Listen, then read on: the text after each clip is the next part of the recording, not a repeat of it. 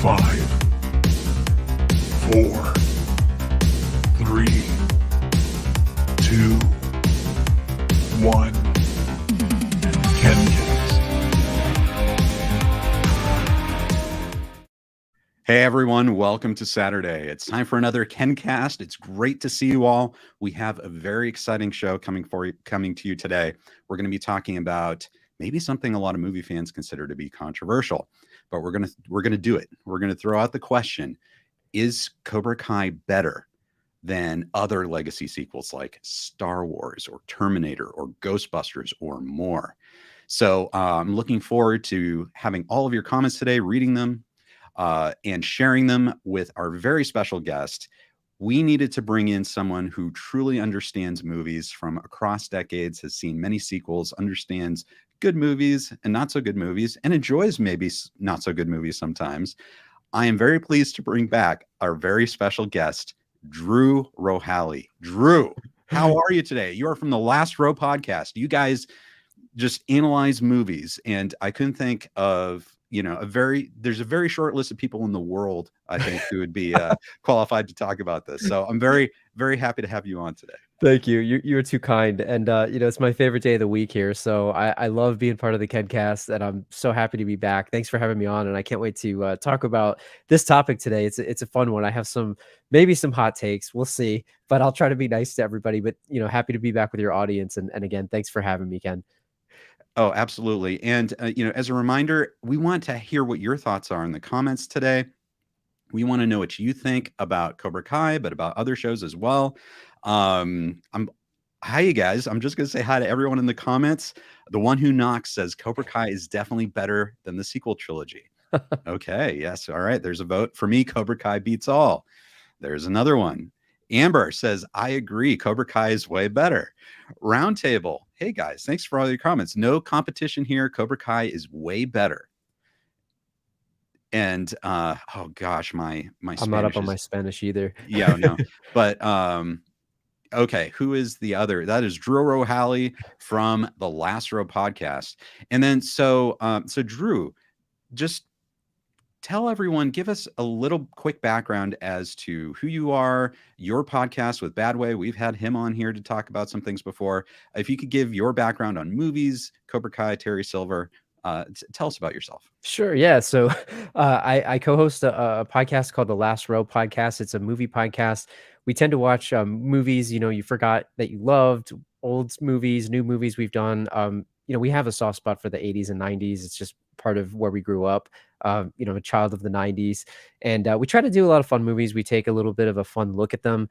We don't really do plot recaps or anything. We kind of dive into the world of the movies and try to understand character motivations and what's happening off screen and ask each other some weird questions. But way back in the day, we did a podcast called The Ballad of Terry Silver. It was, before Cobra Kai existed, and we had a lot of fun talking about Terry Silver, one of my favorite all-time villains, one of my favorite all-time characters, Thomas Ian Griffith, one of the best actors of all time, in my opinion. Great actor. And that's how we kind of got started. So a lot of Terry Silver analysis back in the day. And we've been on your channel. Thank you for that. And talking about Terry Silver and movies of all kinds. So thank you. Absolutely. And we have Darth Lewis saying Terry is the best. Yes. And Darth Lewis, yes, Drew and I would totally agree with you. Totally agree with you. Well, Drew, we have a lot to talk about today. Today is going to be jam-packed, and we're excited that all of you are watching with us. Again, we want to hear your comments. We want to see what you think about all this stuff, because these are controversial questions about movies that fans take very seriously. But as we always do, before we launch into our discussion, we're going to catch up with the news. KenCast News. Never gets all right. Here we go, guys. Well, we have some news. We're waiting for all you Cobra Kai fans out there. We are waiting for more marketing, trailers, promotion for season 5. We haven't gotten it yet. Drew, it sounds like they're going to probably unleash everything all at once. I don't know. What do you think? I think it might be a floodgates situation. We're just going to get bombarded with it, which in a way is pretty awesome, and I'm kind of looking forward to it. But I guess with Stranger Things being over, this is one of the next big things that's coming out. So I expect we'll see something soon, especially with the date coming up here so soon. Yes. With all this stuff, Drew, we're going to have you try to get you in as much as possible to try and analyze this. First off, for news today, though, we have some news. Okay, so Cobra Kai, the series season 4, earns multiple Emmy nominations, which is great. I don't know if you guys can read on that screen, but basically for the 2022 Emmy Awards, Cobra Kai was nominated for Outstanding Stunt Coordination for a comedy series, and Outstanding Sound Editing for a comedy or drama series. Which, Drew, that's amazing, and we want to offer our congratulations to the series. It deserves, I think, every nomination it can get. Maybe you or I think it should be nominated for way more things. I What do you would think? agree with that, and I feel like, I don't see his name on here, but, Terry Silver, the man himself, the man, the myth, and the legend. Where's Thomas Ian Griffith here? I feel like he deserved something, right? Right. And, obviously there are so many actors who Yeah. are very talented and everything. But I have to say, Thomas Ian Griffith as Terry Silver, that was a special event in television history. And so obviously I'm a little disappointed that we didn't see a nod towards Thomas Ian Griffith. I'm hoping that maybe in next year, season 5, that might be rectified, because it looks like it might be a big Terry year this year on Cobra Kai. But I don't know. What do you think? Do you think they'll see the light at the Emmy Awards? Man, I certainly hope so. I mean, it definitely deserves the awards that you mentioned, like especially stunt coordination. Like this season, more than the others as well. I feel like they dialed it up a notch, especially with the tournament at the end, the All Valley. There was a ton of stuff, but I really hope, and maybe it's because he had, I forgot what the total screen time was for Tig, but maybe it was like less than 30 minutes total. But hopefully, I think as the big three have been teasing, with him coming up and maybe the year of Terry Silver, hopefully with the upcoming season, we get a little bit more respect for the man, the myth, and the legend here, because he's awesome and he deserves it. 100% agree with you. It's got to happen. It's got to happen. Hey guys, Cobra Kai Karate says, hey, what's up? Good to see you. Ariel says Terry is the best. Yes, we agree. Strike First Media. Drew and Ken, the best duo since Terry Crews. Thank you. Love it. Love it.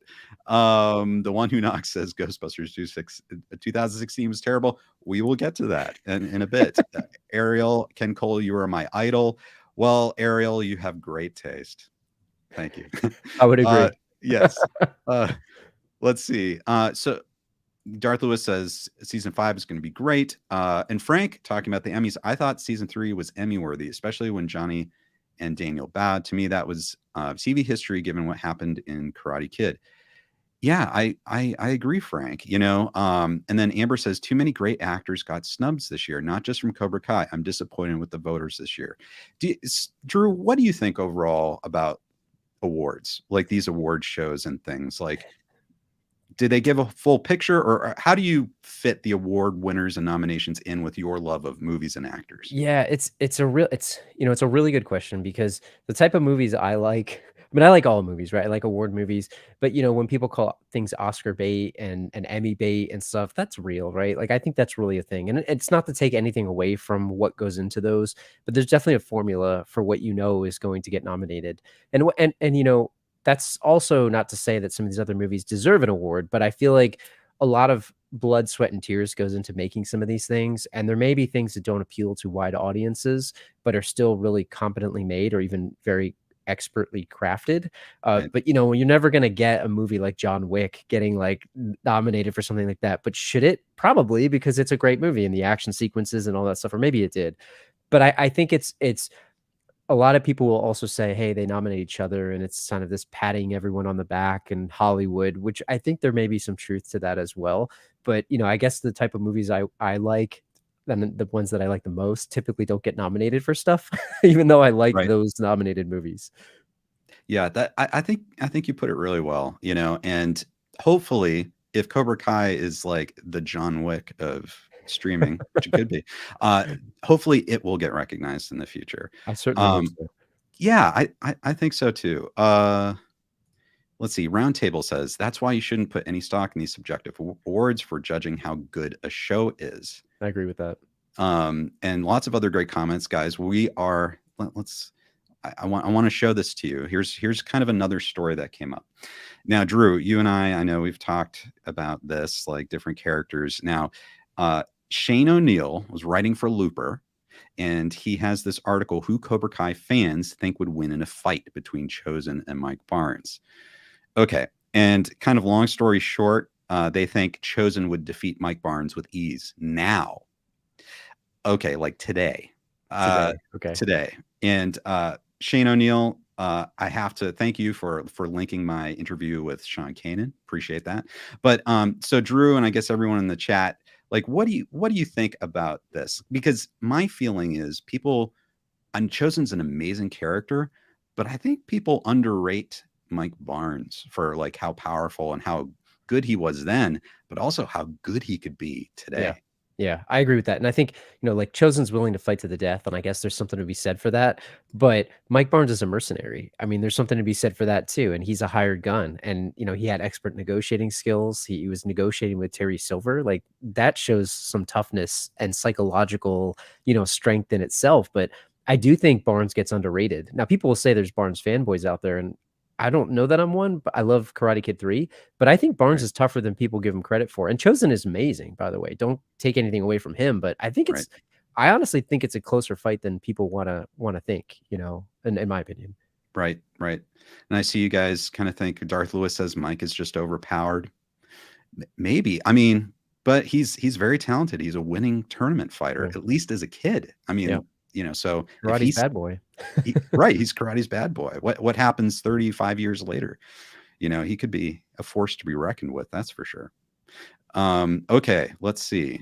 All right, so next. Okay, so here's another bit of news, guys. Tomorrow, this is like a KenCast doubleheader, and tomorrow we're having another KenCast. We're having Drew, the Cobra Kai kid on. So Drew, we have you today, and we have another Drew on tomorrow. Both you guys are. Yeah, it's amazing how many like Drews there are in the Cobra Kai world who are just like expert on this topic. So guys, watch for tomorrow. We've got Drew. He's going to be here. We're going to talk about his trip out to LA, the concert, and also his new cartoon series, Kai Toons, his new fan series. So that should be a lot of fun. Okay, now this is completely different, guys. I know a lot of you follow this channel for Cobra Kai news, Karate Kid, all that kind of thing, but I actually have this whole other life as a filmmaker and a showrunner and that kind of thing. And I just want to let you know that Tornado Chasers, I was showrunner, executive produced the second season of Tornado Chasers. The first season is coming to YouTube. Okay, so this is very exciting. A lot of fans of the series have been asking for this for years, and it's finally happening. We finally got everything worked out that we can offer it on YouTube. So it's going to be on Reed Timmer's channel. And for all of you fans that liked the Storm Chaser series on Discovery, this season is what happens right after the final season of the Discovery show. So we go right into season 1 here, so you can kind of follow what happened. Chris Chiddick is in the season as well. So I won't get too much into it, but follow Reed Timmer, follow his YouTube channel, and tomorrow episode 1 will premiere, season 1, Tornado Chasers. So and also in the comments, let me know if you'd like any content related to Tornado Chasers. I know we got a lot of Karate Kid, Cobra Kai fans here, but if, I don't know, it might be possible to even get Reed on here and talk. So let me know if you guys are interested in that, and we can see about making it happen. All right, Drew. Okay, all right, we're going to have to talk about the Last Row podcast. Drew is co-host of the Last Row podcast. KenCast, the Last Row podcast.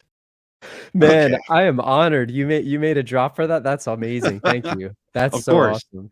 Guys, the Last Row podcast. Great. I love this podcast. One of my absolute favorite podcasts. Drew is co-host. And Drew, you told us a little bit about your podcast, but before we get into our discussion today, let's talk about your latest episode. So you guys talk about The Mask. And I think enough time has gone by where there might be a lot of people watching this who aren't familiar with The Mask. So what is The Mask? Oh man, it's funny. So I've seen this movie like a million times just growing up. I had the VHS tape and I wore this thing out. But if you're a fan of Jim Carrey in the 90s, like this movie is like, it was right as he was taking off. And it was right as Ace Ventura was coming out. In fact, we talked a little bit about how he kind of got screwed on how much he got paid for this movie. He didn't get paid that much. Wow. But The Mask is a funny 90s, like, it's a comedy, but it's also sort of an action comedy, and it's based off of a comic book series, which I had admittedly never read. And Jim Carrey plays this eccentric. He's really like a sort of a very timid person, and he finds this mask and he puts it on, and it brings all of the crazy, like, internal, I don't know, like, who he wants to be out. And if you ever want to see a Jim Carrey movie, like, I think we in this episode we talked about like which is the most Jim Carrey of the Jim Carrey movies, Right. and it's kind of Jim Carrey being Jim Carrey.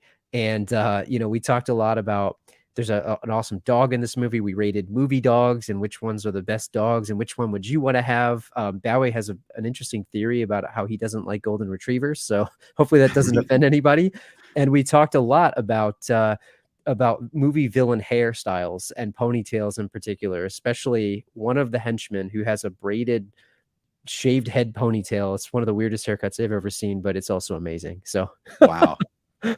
Yeah, guys, check this out and check out their podcast, and then you'll probably want to go watch the movie too. But yeah, this was a huge movie. This was a very big movie. I was a very big fan of Jim Carrey back in the day when he was on In Living Color. I was super excited when he got his own movie in Ace Ventura, and then this was the follow-up to that, and it was wild. I mean, Yeah. right, and the special effects were great. So huge movie. Okay, Drew. So now I think that's all the news for right now. And so I guess we'll get into our discussion for today. KenCast discussion. All right. Here we go, guys. All right. So our discussion. You guys have seen the thumbnail. Okay, so I know you're expecting the battle royale right now. We're going to be talking about Cobra Kai. Is it better than the Star Wars sequels? Is it better than the Ghostbusters and Terminator sequels? This is going to be a very deep discussion. We're going to go right into this. We want all your comments on this.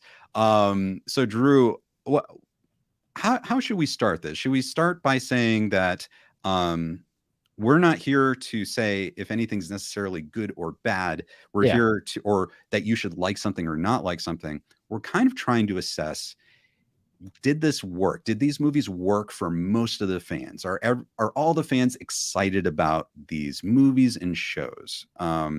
Versus some of them are going to be divisive, right? And so I think, I don't know if you agree, that these legacy sequels, what they should do is excite and be embraced by fans, like both the old fans and create lots of new fans. And if they're divisive, then maybe they didn't work quite right. I don't know. Is that a fair thing to say, or what's your perspective? I think that's a good way to put it, because you're looking for something that, when there's 30 plus years in between, something that maybe bridges the audiences. So a lot of people grew up maybe watching Karate Kid and the Karate Kid series, and now maybe they're enjoying Cobra Kai with their children, right? Or different family members, or maybe they're still enjoying it now, like me, right? Like my daughter's not old enough to watch it, but I'm still watching the Cobra Kai series and I'm enjoying it. But I think it's like you said, right? The way to bridge it. And did it work for most people? And I agree with you. I'm not here to say something is good or bad for others. Maybe I will say that I didn't enjoy it, but it doesn't mean that, someone else can't enjoy it. So, because I might have some strong opinions on some of these. Of course. And the thing is, we get it, right, Drew? Because we're fans of Karate Kid 3. We enjoy it, but we're fully aware that Karate Kid 3 is not universally loved by all Karate Kid fans or Cobra Kai fans. But that's okay. We don't mind, and we don't mind saying that. And if you wanted to get us into a conversation about what we thought worked in Karate Kid 3 and didn't work for general audiences, I bet we could have that discussion, even though we're fans of it. And so that's kind of the discussion we're going to have today about all these other, properties. But before we do that, Cobra Kai has been almost universally loved by old fans of the Karate Kid series and new fans. I mean, critics as well. It's really been a rare thing that everyone loves it. It's just a good show overall. But let's talk about why does it work? Drew, what do you think? Like, why does Cobra Kai work for so many groups? I think I think something that it shows that it does well is I think that the showrunners and the writers and the creators and the people who watch this are fans themselves. I think when you look at, the big 3 and the people that are involved with this show, I think fundamentally they understand the characters, and I think they write the show and the series in a way that really shows their understanding of those. And I think for another positive is that, and I was saying this, maybe we talk about more about the Star Wars piece, but something that maybe it benefits from is there hasn't been, an expanded universe and 30 years of extra content that maybe people have gravitated towards, either positively or negatively. But I think that they really fundamentally understand the characters and they understand what people liked about those characters. And I think the other thing that they've done really nicely is filled in the backstory of some of those characters in a way that doesn't stray too far from what that person was in the original series. People have always talked about, oh, was Daniel really the bully? And I Right. think they sort of answered some of that, and people have been wondering that for a little bit. But they've done it in a way that just doesn't go so far from what people liked, and I Right. think they've done a nice job of it. And I don't think they're playing it safe either, by the way. I think they're sort of expanding it in a way that, people can really enjoy it. So I don't know if you agree with that or not. Right. And I think you're right. They're not playing it safe. Like for instance, we're huge fans of Terry Silver, but they kind of did something audacious by introducing him, and he seemed to be kind of a nice guy. He seemed to be Yeah. reformed, which is totally opposite. He was like the arch villain, but all of a sudden he's introduced and he's like, helping his service person. And yeah, it was very interesting. But I think you're exactly right. I want to point out right now, guys, thank you, Chris. $10 super chat. Thank you. Just a shout out. I've been following you because of your work with Reed. Thank you, Chris. And Chris, let me know if you want some storm chasing content at all. I have tons of it, obviously. But guys, thank you for the super chats. Really appreciate it. They help keep these live streams going. They help cover the cost. They help pay the bills. And so thank you. If you can and want to support us through super chat, I appreciate it. Thank you, Chris. I appreciate it. But I think you're right. And you hit on something that was really important, Drew, I think, is that they brought these characters, these classic characters forward and featured them and kind of did justice to them. And they matched what our experience was with the characters before. And I'm going to be I know I've been talking about this video and it's huge and I'm trying to get it done and I'm trying to clear all the copyright things and everything, but I'm doing a Cobra Kai Star Wars kind of video, kind of comparing things. But that's kind of one of the points, is that these characters were classic for a reason. How they were written, the actors playing them, and that's what people are invested in. And so I don't understand why sometimes when they do a sequel, like a legacy sequel many years later, it's weird that sometimes they sort of shy away from these classic characters or they don't utilize them because there's so much power there. We're invested in those characters. And Cobra Kai does that. It puts Daniel and Johnny front and center from the very beginning. And all the new characters we meet are through Daniel and Johnny. And so we care about the new characters. Yeah. And I don't know. Yeah. So I think you're right about that. And the one who knocks says The Mandalorian and Rogue One are the only decent Disney Star Wars products. But here, I'm going to throw this up for people. Here's the Rotten Tomatoes, and we can talk about this too, Drew. We're trying to gauge what fan reaction, what public reaction is to these movies. And so we have these imperfect tools like Rotten Tomatoes and IMDb. We even have a word of mouth, people we've talked to over the years about these movies. But Cobra Kai legitimately has been universally loved by critics and fans. It's really a phenomenon. And so before we just want to establish that before we kind of move forward and talk about these other properties. I don't know. Is there anything else kind of about Cobra Kai that you think works? I'll say, yeah. And I was thinking about this as you were talking, but one of the things that I think I didn't say when you asked me what do they like, and I think it's it's one thing to take an existing character and give them more of a backstory or maybe flesh them out. And you mentioned Terry Silver, and I think it's a really good example because I remember messaging you like when I was watching the first couple episodes. I'm thinking like, I don't know where this is going, man. Like, Right. I don't know, because I had this idea of what I wanted Terry Silver to be in my head, and as much as I was excited for him to come back, I was also kind of nervous because I'm thinking like, okay, what if it's not what I was thinking? And not that it has to be, but I was just curious where it was going to be. But I think that there's a fine line between taking something and doing something new with it, also then taking something and completely destroying people's expectations, or subverting them, or whatever you want to say, and then also another fine line between just blatant and overuse of fan service. And I think like the fan service piece would be, hey, if they went so far the one way and just gave everybody everything that they wanted, then it's like, I don't know, and we'll get to this with the Star Wars piece, but sometimes people say the Force Awakens was too much fan service, and something like that. Whereas I think with Cobra Kai, it really doesn't do fan service. Like, yeah, people wanted to see Johnny and Daniel fight. They wanted to see Chozen come back, but they used those things as like plot tools, and it worked for the story. It wasn't like, let's just see these two guys on screen just because everyone wants to see it. There was a reason for it, and I think that that's what is so well done about Cobra Kai versus some of these other series. It all has a purpose, and I think that's like maybe the best way to summarize how I feel about it. The purpose of what they do. So, Right. Now, Drew, you bring up a really good term, fan service. And, we hear this all the time. And so, and I think it's a really important thing to bring up. So by fan service, we're basically saying, and correct me if I'm wrong, that things are thrown in there simply to please fans or give fans like a momentary rush or something like that, but it's very shallow. Like there's no kind of meat. There's no story behind it. It's just simply to get on the good side of fans. Like yeah. there's no underlying meaning. Do you think that's a good definition of fan I think service? so. Yeah, like and look, fan service, like I am a fan, right? So Yeah. people say I'm a fan, service me, right? It's like I do want some of it, but I think when the whole series becomes that, or the whole movie, or the whole whatever becomes that, then it loses its own, like it's not unique. And Right. I think like there's definitely a fine line with it. But I think you're right. It's things thrown in there just to give people like a wink and a nod, and and there's definitely a fine line. But I think you described it really well.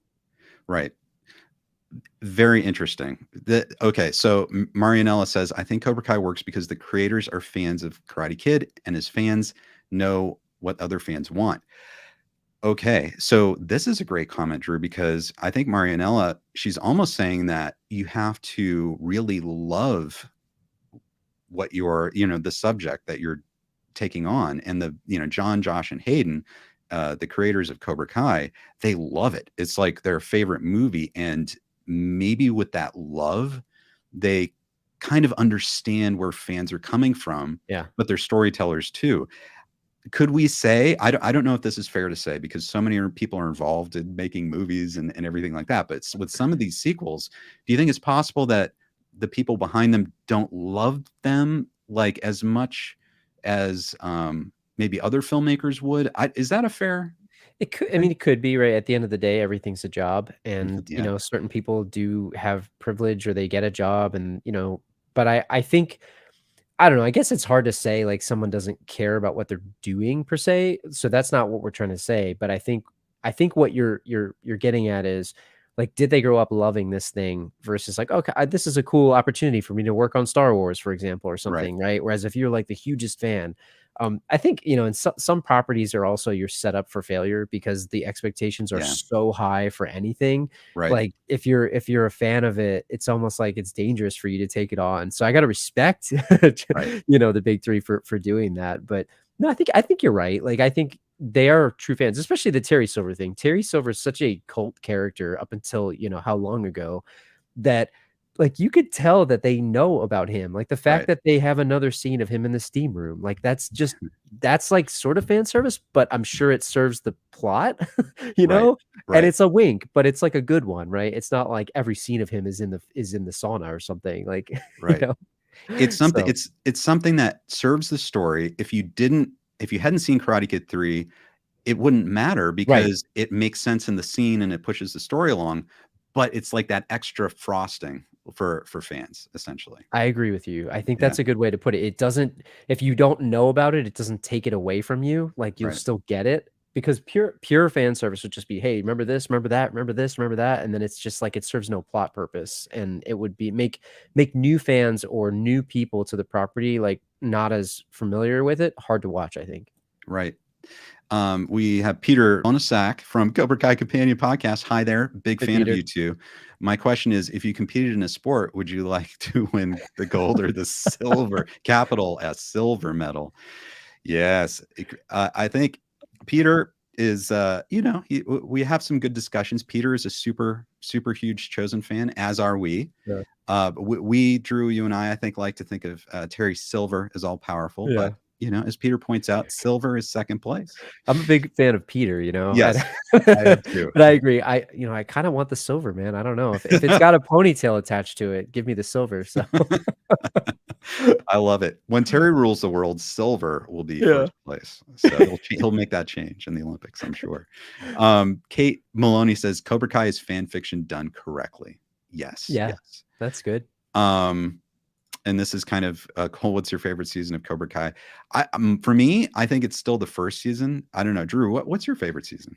I change my mind on this every time. Like, I want to say the current season because it has Terry Silver in it and because of like the lead up.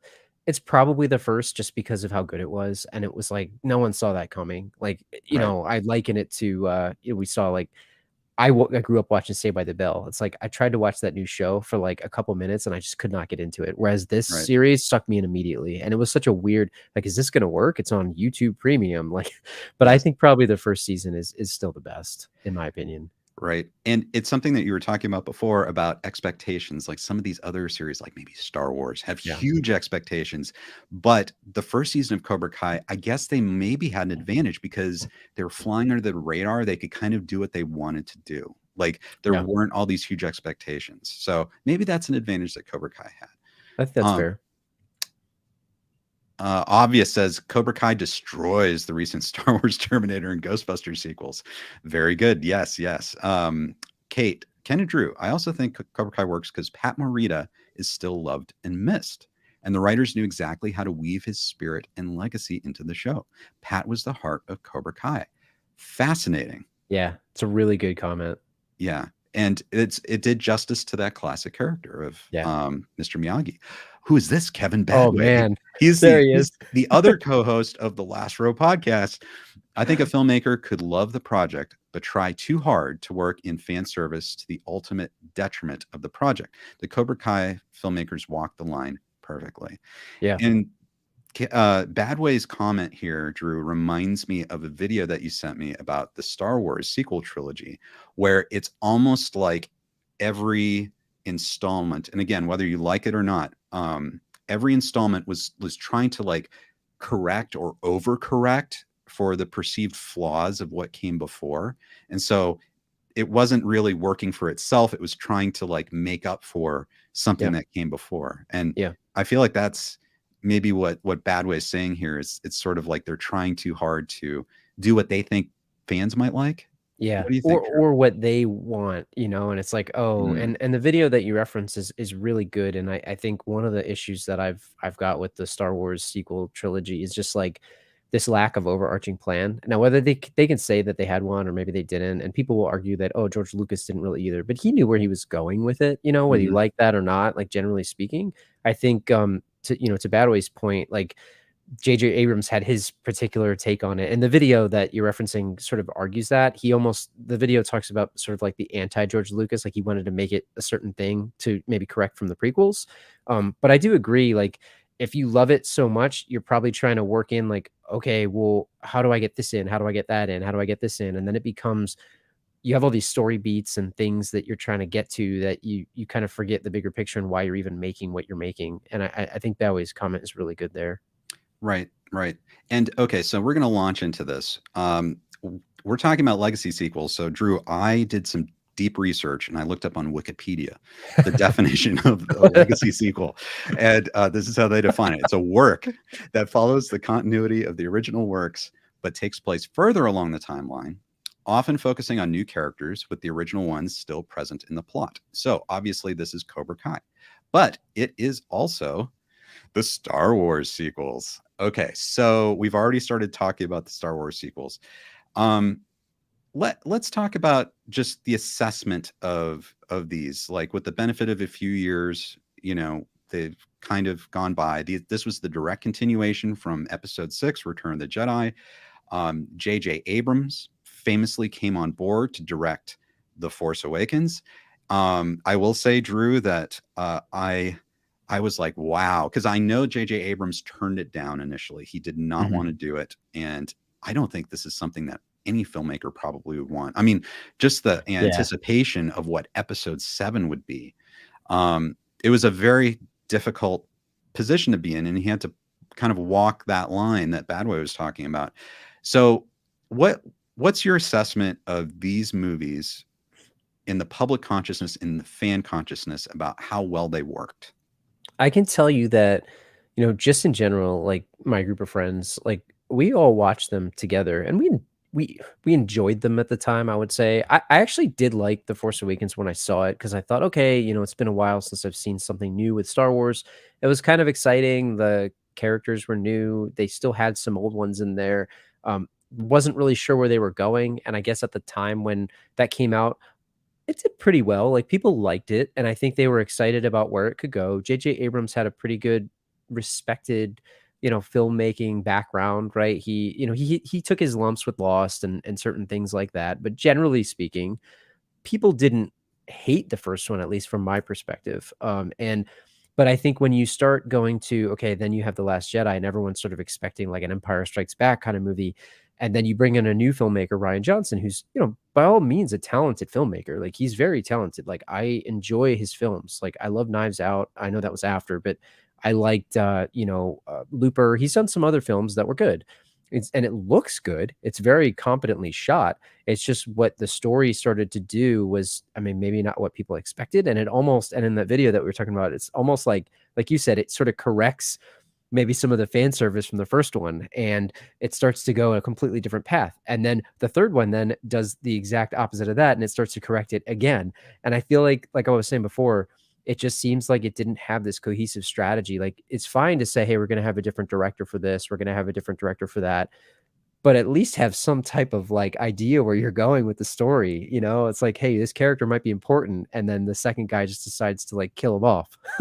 So, I think what you're kind of getting at is, these movies are very controversial because people had certain expectations of them, and they took some of these legacy characters and went a completely different way than what people would expect. I mean, Luke Skywalker in particular is a beloved character in just pop culture, and people have very specific like expectations of what they want to see. And I'm not saying that the filmmakers need to meet those expectations, but when people are upset about where it goes, you kind of got to understand, okay, like, people building this up for 30 plus years. So, Right. Anyway, I went on like a big circle there. Sorry. I have a lot to say about this series. Oh, there's definitely a lot to talk about. And so kind of what I'm getting from you, and I've kind of noticed it too, is that when The Force Awakens came out, I think a lot of people saw it, they enjoyed it, they had fun, they were reminded it, had a lot of elements, maybe you'd call it fan service or whatever, but that people enjoyed from Star Wars they hadn't seen in a while. But then I really noticed, and then at some point, I think a year or two after Force Awakens, I started to notice people saying things like, oh, was it really that good? That type of thing. But still, overall, I think most people enjoyed it, and some people Yeah. really enjoyed it. And so it worked, I think, overall for fans, or at least older fans, maybe our age, and older, I think it worked because it called back to our childhoods, but when Last Jedi came out, I think that was something, Drew, that I think you're right. That was kind of the beginning where we started to see this very divided fan Yeah. community, where some people loved The Last Jedi. I'm sure some of you watching right now love it. And some people didn't like it. In fact, they hated it. Some of my friends, lifelong Star Wars fans, absolutely loathed The Last Jedi. And I did my own, like, I was so curious about this because it got rave critic reviews. And, I tried to block out everything because I didn't want to be spoiled. Mhm. But I saw snippets of saying like, this is like on par with Empire Strikes Back. And I was like, oh, wow, this Yeah. is Gets interesting. you And then, excited. yeah, and Luke's coming back and everything. And then I went to see it and I was like, that wasn't quite what I expected, and I just found it was fascinating. And I started doing sort of informal interviews of random people, like a waiter, who's waiting on us. It's like, did you see The Last Jedi? And he's like, yeah, I didn't like it. I'm like, why didn't you like it? And he said, I just hate what they did to Luke. I hated what they did to Luke. And I saw that just randomly all over the place. And most of my friends did not like The Last Jedi. Some of them did, but I started noticing this kind of disparity. Like, well, what's going on here? This is kind of bizarre, the reaction to Star Wars, a very un-Star Wars reaction, because it's something that everyone likes, so, and then of course Rise of Skywalker came out, and that was the one where critics just finally didn't like it. They, I think it's a rotten on Rotten Tomatoes, and fans obviously didn't like it. I think that's the one where everyone feels like, okay, I can rag on this movie. So yeah, it's kind of fascinating. So what did you think? Where do you think it went wrong? Or I guess you could say the sequel trilogy, in terms of fan reaction, where do you think it went wrong where Cobra Kai went right? I think, one of the things that I think you mentioned earlier, it's sort of like the people behind it had this like deep love for it. And I don't want to sit here and say J.J. Abrams doesn't love Star Wars, or, Rian Johnson doesn't love Star Wars. But I think they didn't, when you look at Cobra Kai, like Cobra Kai doesn't stray too far. They take, and that's not to say that they haven't taken some risks, right? I think what you said with the Terry Silver piece, they fleshed out a backstory for Terry Silver that people might have been like myself, right? Okay, I don't really like that he's playing second fiddle to John Kreese. Whereas when I saw Karate Kid 3, I thought, okay, this guy's like the big badass, like he's the guy that's in charge. So that was like a cool way to add some nuance to the character, but it didn't fundamentally change who he was. He still sort of took this turn at the end. We saw him bribing, the referee and all that stuff. It's like, there's the Terry that we know and love. Same with Kreese, right? Like Kreese is not very different than who he was in the movies, right? He's still kind of doing that stuff. And again, it's not to say that they haven't taken risks and added some things in here. The whole dynamic and relationship between him and Silver is masterfully done. The Daniel and Johnny piece is really well done too, because we start to understand, okay, why was Johnny how he was? And you sort of like build out more about who this person is fundamentally deep down. You understand where he came from, what his motivations are. And I think, and maybe that's the benefit of a series versus a movie. I don't know. But when you look at, like, I'll just use Star Wars, for example, Last Jedi, like, and a couple of people mentioned this in the chat, but Luke throwing the lightsaber over his back, like him plotting to maybe kill his nephew or whatever, right? Like that in particular, it's just like, that's not fundamentally it's not what I would think of when I think of that character. Again, it's not to say that they can't write that, they can, but most people probably don't want to see that happen. And when there's backlash, like you can't just say, oh, people didn't like the movie because of X, Y, or Z. It's like, no, you took some really, really strong turns with some of these characters. The other thing that I'm curious about, and maybe people in the chat and other folks as well, but how much of this do you think is, like we said, people that love the series versus like a corporation? So I'm not going to dump on Disney here, but do you think Disney is trying to appeal to a wider audience, whereas George Lucas sort of had the vision, and I'm not saying he didn't have financiers and people to try to appease when he was making his trilogies, but it was the guy who created it, the guy who kind of thought this stuff up, and he's in charge of this property, and he had people helping him. But then you put it in the hands of Disney, and they're trying to make it something else. They're trying to expand it, right? They spent a lot of money on this. They've got to make sure that it does X, Y, or Z. I do wonder if a lot of that maybe hurt it, versus like a thing like Cobra Kai, where it's got these people that love the property, and they're sort of like helping grow it versus like turning it into something else. So I don't know if what I said made sense there. Maybe that's my I think so. And I think Dave Srock, who we had on last week, cinematographer, great filmmaker, cinematographer for Cobra Kai, he says Dynatox puts out better work than Disney. There we go. Yes. Dynatox. Thank you, Dave. That's awesome.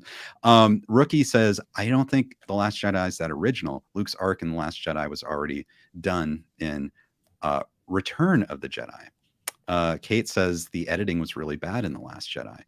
I think that all makes sense. And I'm going to have a video coming out, and one of the things we're going to talk about in that video is with that character of Luke Skywalker. You know, you're talking about Luke Skywalker and like these legacy characters. Um, there's a core to every character. So a lot can happen to a character over the years, but there's a core. There are core traits. There's a spine to the character, and once you start to change that a lot, if you start to change it a little bit, you know, I think you really need to earn that and show Yeah. how that changed, if it can change at all, because that spine, that core is what makes that character who they are. And it's what makes them a classic character. And, you know, it's very rare that we come across classic characters. So I think that's something that you have to be very careful of if you're going to change that even a little bit. Yeah. And I think what they did with Luke in Return of the Jedi was they took all of that character's core traits and completely reversed them. It was a complete 180. Luke was absolutely opposite of who he was in the original trilogy, you know, to the point where Mark Hamill said that it was a completely different character, and he had to think of him as Jake Skywalker and not Luke Skywalker, right? And I just don't think I know some people enjoy that, like, you know, it's like, oh, this like inversion of Luke Skywalker, like this is fascinating and everything. But take Cobra Kai, for example. If we change Johnny around where he was kind of like not this alpha male, but sort of like this beta male that wanted to sort of like accommodate everyone else, Yeah. that was bullied, that couldn't stand up for himself anymore. Like, I'm sure some fans that would be interesting, but I just don't think it would have worked overall Yeah. for everyone. Is that a fair analogy? It is. And I think you've got, like you mentioned it, and I think you nailed it, Ken. Like, you've got to earn it. And I think Right. there's nothing wrong with turning Luke into a hermit, but earn it and put him to a situation when there's 30 plus years in between a movie or however many it was. You know, people are reading, like I mentioned earlier, people are reading expanded universe lore. They're reading all of these different novels and books. And then all of a sudden Disney comes in and says, well, none of that exists anymore. We're starting fresh. And it's like, okay, that's fine. But again, you've got to expect that people are probably going to feel a little strongly about that, especially after 30 plus years of putting these things in. And I think, like you said, if they want to turn Johnny into somebody else, okay, we kind of pick up where he left off, and he's where we would have expected, right? I mean, Right. he was down on his luck and all this stuff, and I think that's interesting, right? And now they can turn him into something else, and maybe throughout the next few seasons turn him into, hey, he's learning more about himself. He's learning into it. Like, I think maybe a good example is how we started with Terry Silver and how I felt immediately. I'm like, wait, what? This guy's Tofu Terry now, as Chris, our friend Chris Maffei would say. And you know, I'm looking at this and I'm like, okay, what's going on with this? And I started to have that feeling like, I don't know. But then they sort of let you in on, hey, we're not going there, and they earn it. They earn him turning, and I think that it's just, I think it's so well done, and I've got to give them a lot of credit. Like, it really is one of the best. I think it's so well done. Yep. Yeah. John, Josh, and Hayden. I mean, I'll say it. You guys are geniuses. They are amazing. They really are. Yes. Stuart Young, great to have Stuart. you back. Hey, Ken and Drew. Kate says Carrie Fisher's untimely passing took the wind out of the sequel sales. Yes. That didn't help. Harold Peterson, longtime friend, meteorologist and storm chaser. Good to see you, Harold. And Kate says, remember to hit the like button. Thank you. And subscribe. Guys, if you're watching this, please subscribe. Helps the channel grow, helps that algorithm. It's free. I want to get down to, we got lots of great comments. Bad Way. Seeing, again, from Last Row Podcast, seeing the 13th or whatever Star Wars movie is like eating at McDonald's. It doesn't even have to be good as long as you're already addicted to it. You're going to go see it, eat it, and regret it later. That's the kind of analysis that you're going to get on the Last Row Podcast. Definitely listen to that, because I think he nailed it. Yes. Darth Lewis says, if you think about it, Terry's like Vader, both badass. He has some Vader qualities, but actually, I think he's a lot like Emperor Palpatine. Yeah. We shall see. But definitely on the Sith side of things, I would say. Amber responds to Kevin Badway and says, way too many back to back. It burns people out on them. I've seen many of them, but I'm not really a fan either. So, I mean, and that's something we can, I don't know if that's kind of a side discussion, but, you know, the idea of saturation and fatigue. Dude, I have a lot to say about that because, I'm a huge comic book fan, like a huge comic book fan. And I gotta tell you, like, on the Marvel movies, like, I'm kinda done right now. Like, and that's hard for me to say. Like, I enjoy them and I like them, but there's too many now. And it's Right. honestly like, as I have less time in my life, it is really hard to keep up with them. And there's so many shows and there's so many movies. And like, as a fan, like, I should love that. I'm not saying that people shouldn't, but man, it is difficult to keep up, and I think the point that you guys made in the chat here about the Star Wars ones, like, there's even less of those, and I think people could say, "Hey, there's too many." I think they were doing what was it? They were trying to do a non-concurrent film every other year, and then Mhm. a, like, sort of sequel or a trilogy film every year, Right. and I keep thinking, like, people are gonna get burnt out on that. It's almost too much, and, there's a lot of people talking about that with the Marvel films, and those are done well, right? I gotta give Kevin Right. Feige great credit because Yes. that's a cohesive storyline. So, Yes. not taking anything away from them, but they have a plan of, like, where are they going? That's called road mapping. They're doing a good job there, whereas Star Wars didn't do a great job. Right. Yeah, and you brought up a good point with, Kevin Feige in charge of the Marvel universe. Yeah, He understands. He has that horse sense. I think it's a talent. I think it it really is. is, and it might be more rare than we It assume, is. to love something, but to understand the characters deeply because there's so many characters in the Marvel universe. If they hit wrong notes, or if they tried to do something that was Yeah. surprising or subvert expectations, or we're gonna change Captain America, or that just wouldn't fly. Like, Yeah. these are classic characters, and I'm kind of confused at some of these other, franchises that kinda mess with that. That's, like, a big thing to mess with, and you're kinda setting yourself up for failure, Yeah. because people just are expecting to see their classic characters. They wanna spend time with them, There and yeah. Yeah. Oh, go There ahead. sorry, there's, I didn't mean to cut you off there. There is, there's a lot to be said maybe between the Star Wars characters and, like, Luke Skywalker with also, like, Superman and Man of Steel. So people had a very strong reaction to that because they were expecting again, it's been however many years, 30 plus years or even more since the Christopher Reeve series, and then you get this sorta, like, I don't wanna say a grounded Superman, but it's the Zack Snyder version of Superman that's Right, controversial. I happen to actually enjoy that movie, but I understand why people don't, because right, it changes sort of a lot of the core character of Superman, and I get it, right? Same thing with some of the Batman portrayals too, and, those things are somewhat controversial too because, hey, in the Burton movies, like, he's dropping bombs and Axis chemicals, blowing things up, and Batman's whole rule is that he doesn't kill anybody.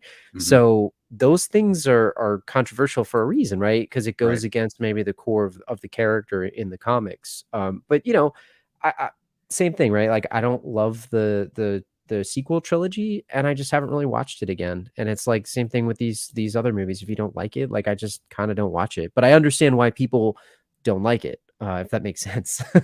Yeah, that makes perfect sense. Rookie says, "Not against Luke being a hermit, this is in The Last Jedi, just Yeah, has to be a reason that doesn't contradict his original trilogy arc. Lucas would have done something similar, but we don't know the context for Luke's change in, his version." And and I think that's a really good point. It's like you have to earn it, right? We've just come from episode 6, and now this is episode 7 and 8, and, we can't have someone that's completely opposite because people want to see Luke Skywalker, yeah. I don't know. Um, so Darth Lewis says you should do Stranger Things at the moment. I'm running up that hill. Yeah, that's a great show too. I think that's another great Netflix show This right season now. has been awesome. I wasn't sure what I thought of it, like, the first couple episodes because 'cause it's been a while in between, but it really sucked me in, and I really enjoyed this past season, so I won't give any spoilers, but I definitely enjoyed where they went with it. Right. Absolutely. I know it's kind of this is tough because we could probably do an entire series of discussions on Star Yeah, Wars. Um, but I think for me, like the big things with this, and I'm gonna guess this is my perspective, but we know for certain that these are way more divisive than Cobra Kai, and I think way more divisive absolutely. than Disney would have liked. Um, because again, you're right. Like I really, aside from researching for my video, I really haven't seen these again. And the, and your characters are what eh, I'll say this. Peter Jackson. Lord of the Rings, right? When he was making Lord of the Rings, he participated in a documentary about the Star Wars series, and I think he nailed it. He said the reason why Star Wars is so popular is because of the characters, Mhm. just the wonderful characters that you want to know and love. They work so well together. There's great chemistry, and I think he's right. And for whatever reason, I think with these new iterations of Star Wars, the characters, I think that's a stumbling block. They're having trouble, and they're wanting to go out and do all these other kind of series and stories and other trilogies that have nothing to do with the Skywalkers. But the thing is, I think Star Wars is based on the characters. As much as Yeah. anyone loves the special effects, sort of like the worlds, the aliens, the Force, or it really has to start with great characters, great archetypal characters. Mhm. And I don't know. It's kind of, I feel like that's maybe where they stumbled in doing justice to the characters in the sequel trilogy. And the characters were kind of a mess. We Yeah. kind of talked about by the end, the third one, it's like, what do people want? Why are they doing this? Like it sort of contradicted itself along the way. Yeah. And yeah, kind of inconsistent. I don't know. Do you have any final thoughts? And I say that, I know that we could talk a lot more about this, but do you have any final thoughts about the Star Wars sequel trilogy? I mean, I don't think they're awful. I don't hate them. I Right. just don't really like have a desire to watch them again. Like there's cool scenes and stuff. Like obviously the lightsaber battles are fun to watch and things like that. And some of the, the dog fights and whatnot are cool. But like I can't tell you the next time I'm gonna say, you know what, let me fire up Rise of Skywalker. Let me fire up The Last Jedi. Like I recently subscribed to Disney Plus and I wanted to go watch Return of the Jedi again. It's one of my favorites. Or Right. hey, even I love the prequels. Like I know people dump on them, but I have a really soft spot for them. I really like Revenge of the Sith. It's one of my favorite movies. I love the actors. I think it's just a fun movie, and I like that. And I'd probably watch all of those over these. Again, if you like them, that's great. Like I'm okay with that. People can absolutely like them, but just for me, they just didn't do it for me. And I'm just like, okay, you know what? They exist. If you want to watch them, sure. But for me, I probably won't go back to them anytime soon. Right. And so I think we can confidently say that Cobra Kai, sort of as a legacy sequel, really accomplished its goal and is probably better than the Star Wars sequels at being a legacy sequel. Can Yeah, we agree? I I think agree. a lot of people in the chat seem to say that. I think Amber says it best. She says Terry Silver with a lightsaber would be awesome. It'd be unstoppable. You would be unstoppable. I'd love to see that. Imagine the Quicksilver method with that. Oh my gosh. Oh my gosh. And Brian Fishback, who's been on this live stream. I haven't seen Star Wars, so I'm not qualified to chime in on this, but hello, everyone. May the bonsai be with you. Yes, thank you, Brian.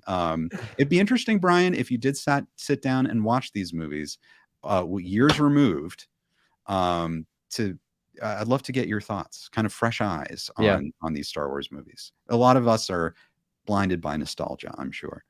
Philomena, thank you so much for the super chat, Philomena. Guys, I love super chats. They help support this channel. They help pay the bills. But Philomena says Cobra Kai is more relatable with everyone, can see a character and go, that's me. Or they're gone through what Am have, and we can take confirmation in it. Right. So it's like we can relate to the characters in Cobra Kai. And that's another thing I'll point out in my future video is that Star Wars, it should be very relatable. It's a very straightforward interpretation of Joseph Campbell and the hero's journey, which is, he's saying it's a monomyth. It is myth across all cultures. It's a story that is so basic that everyone can relate to it. And so I think that's the puzzling thing. It's the Karate Kid and Cobra Kai has elements of the hero's journey. And I think that's how we can relate to it. Because it's kind of like in our DNA. It's almost like a story that's passed through so many generations. And for whatever reason, Star Wars, and I'll get into it in my video, doesn't really adhere to the hero's journey, which is odd. The sequels don't, Right. which is odd. It's an odd choice that they did all this kind of fan service stuff that kind of copied, but they, from a story fundamental standpoint, they didn't adhere to the hero's journey. They gotta subvert your expectations, Ken. You know, that's I guess that's so. the famous quote. It's like, well, they're just subverting your expectations. It's like, okay. Do It's you the cop out. do you think this idea of subverting expectations really has come to the forefront with the advent of this serialized binge watching television? Because I never thought there was a need to subvert expectation. In fact, before this era of binge watching television, the only filmmaker who actively was trying to subvert expectations was M. Night Shyamalan. Yeah, that's true. That's a good point. And that's the thing, is it's almost like it got to the point where, okay, you're going to go into his movie and you're like, I know there's going to be a big twist, Yep. and you're expecting it. Like, it was a kind of a big shock, the first few times, but then he became known for the big twist. Yeah. But now it seems like everyone has to like do a big twist or kind of throw a big wrench in things. I don't know. Yeah, it's almost like a burden that he had on himself too, where it's like his movies, like everyone loved, Signs. Actually, everyone loved The Sixth Sense, and then when Signs came out, it's like, okay, they're afraid of water, all right, like whatever, whatever. And then it just kind of progressively got worse, and now I feel like he's sort of going back up again, and I feel like people are enjoying those movies. But you're right, like he really was like known for subverting expectations, but now it's almost like people do it just to do it and mess with the audience. And it's like, okay, I'm not a fan of that just for the sake of it. Right. If it has a story purpose or there's a reason, then sure. But just to do it, especially with some of these bigger properties, it just seems more like a slap in the face for some people. Yes. So Yeah. Yes. And Stuart Young says, just couldn't watch the sequels a second time like you, Drew. yeah, Cobra Kai pays respect to the original characters. Yes, I I agree. think that's it. Brian Fishback gets back to us and says, I have a feeling if I started watching Star Wars, I'd just quit in the first 10 minutes and start rewatching Cobra Kai. Yeah, it's just a really great show. Well, Drew, let's move on. Let's go to the Terminator franchise. Yeah. Okay, so these, I guess you could call. See, now we're going to have to be careful here, because what is a legacy sequel and what isn't? You could make an argument that Terminator Salvation is not a legacy sequel. It's almost like a continuation from Terminator 3 in a way. It's sort Yeah. of like going into continuing the story into the future. It could be a legacy, but I don't know. For me, it might be like the least of the legacy sequels. Yeah. It's interesting because that one in particular, so I love Christian Bale. He's one of my favorite actors. And, I was really excited to see where that was going to go. And it's just an interesting movie because McG was like not really known for, I don't know, I guess he had done, was it Charlie's Angels or something? I don't know what else he had directed at that point, but this was a big franchise to take on. And, I think T3 gets a lot of hate, but I actually think T3 is not that bad of a movie when you look back on it. Yeah. It actually does pretty good things in the story, and it's kind of interesting. Yes, there's some repeat and all that stuff with the new version of the Terminator that's chasing them, but I actually kind of like T3 looking back on it. But Salvation, you're right, it's an interesting one. It does like some weird stories. I liked the fact that, hey, look where it is in the future. Like, it's interesting to see that aspect of the story. But I don't know, something just didn't work for that one for me. And I enjoyed it at the time, but I really haven't seen it since then, and I kind of haven't had a desire to go back and watch it. I mean, did you like that one? I'm curious what you thought about Salvation. Honestly, I remember in the theater, going to see it in the theater, and I liked it. I remember liking it, for what it was. It was different. I agree with Yeah. you too that Terminator 3, I like that movie. Like, I think if you can get through the first half hour, that's Yeah. kind of like almost a parody of Terminator 2. It is. And I don't think it worked as well, but if you could get through that, that movie ends very strongly. Like, It does. I haven't seen kind of a movie go from like, okay, it's all right, to like, wow, that ended really strongly. Yeah. So I liked Terminator 3. And so it was different. It was the future. You had a lot of good actors in this. But I can understand why people didn't like it. Like Amber, my wife, went to see it with me. She's like, no, that was not good. Like, right. I was like, oh, okay. And so she really didn't like it. So you might have to like and enjoy a certain kind of sci-fi in order to like Terminator Salvation. So Yeah. I know lots of people didn't like it. It didn't do well with critics. And so they didn't continue this. The idea was that this was going to be the first movie in a trilogy, and they totally scrapped it. So obviously they didn't think it worked. You got to give them credit, I guess, for cutting bait versus just kind of going with it. But I guess maybe they didn't advertise the trilogy aspect of it so hard. Maybe some studios would have said, "Hey, screw it, let's just do the next one." But I liked the time frame that it was set in, and that to me is always a very interesting part of the story. Like Right. when you get that little bit more of the future, and I think that's a side that you only got through flashbacks and things in the other movies. So for Hmm. me, it was a really cool concept. I don't know, it just didn't work as well. And with T3, one of my all-time favorite scenes is, and anyone that listens to my show knows I'm a huge Arnold Schwarzenegger fan. One of my all-time favorite scenes of any movie is Arnold Schwarzenegger holding the coffin with the minigun and Yeah. shooting the minigun. In fact, I bought Bataway an action figure of that. It was on his desk for a long time. But it's like such an iconic scene in my head of Arnold standing there and just shooting that minigun with the with the coffin over his shoulder. Oh, that's yeah. Oh, totally. That's a great scene. And Brian says Schwarzenegger fronted the money for the famous car chase in Terminator 3. He insisted it wouldn't be cut. It was actually a really good chase scene. I So agree. that was a good call. Stuart says Dark Fate was embarrassing in my opinion. Actually enjoyed T3. Other two not too bad. So okay, so yeah, it was kind of Salvation. It kind of yeah, it was it didn't quite work, as well. But then we get eventually Terminator Genesis. So this is a reset, we'll call it a Terminator reset, and this has Arnold Schwarzenegger is back Hmm. in this movie, and this kind of set itself up at the time as the true sequel to Terminator 2, right? Yeah. This was following along from Terminator 2, so this is kind of like a legacy sequel. It's meant to continue the characters with new actors playing Sarah Connor and Reese. Drew, so I guess again it was mixed. I don't think it quite hit it out of the park for fans. Like Yeah. what do you think happened there? What's interesting because, if you look back at Cobra Kai, right, when we talked a lot about what makes those successful and why people get it is like, they understand the characters, they understand what people like about them.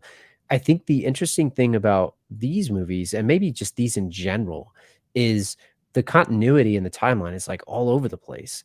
And it makes it really hard for maybe writers to establish because they're constantly trying to retcon or reboot or like change things. Now, the T800 hasn't changed much. So if you like Arnold Schwarzenegger and you like the T800 in the series, that's sort of like the rock and the stability that you get throughout the series, similar to maybe some of these other characters in the Cobra Kai series. But it's hard to write, and I'll give them credit. Like they're trying, right? They're trying. It's hard to write some of this when it's just all over the place. And I liked Genesis was an interesting movie. I remember seeing stuff that came out on the internet that said, "Don't watch." Talk about subverting expectations.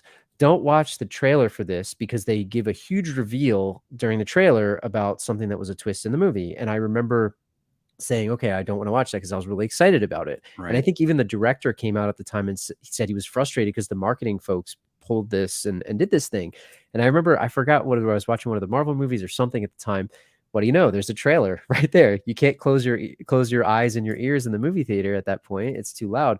So it kind of revealed that there was a bit of expectation subversion with that, but that was an interesting plot twist and maybe something that wasn't like so offensive to people because it's sort of like, hey, here's a new timeline. But I think the point that I would say about that one is like they're trying to make a sequel to this other thing 30 years later after all these other movies have been made. It's like you're almost set up for failure in a Right. way. It's a Right. hard torch to carry, I guess, if that made any sense at all. Yeah, it makes sense. And I remember that twist, Yeah. and okay, spoilers, like mute if you haven't Yeah. seen Terminator Genesis or whatever. But I remember seeing that, like, I didn't know the twist was coming. Yeah. So, but John Connor basically is the villain. Like, he turns out to be the villain and he's his own kind of Terminator, which at the time I felt sort of like, oh, because John Connor's always been the MacGuffin. He's always been like Yeah. the thing you got to find, the thing you have to protect. That's the key to the future. Like, that's been kind of the consistent thing up to this point about the Terminator franchise. And then so I don't know, maybe they got to the point where they're like, "Hey, we've done four movies of that. It's time to shake things up." And Yeah.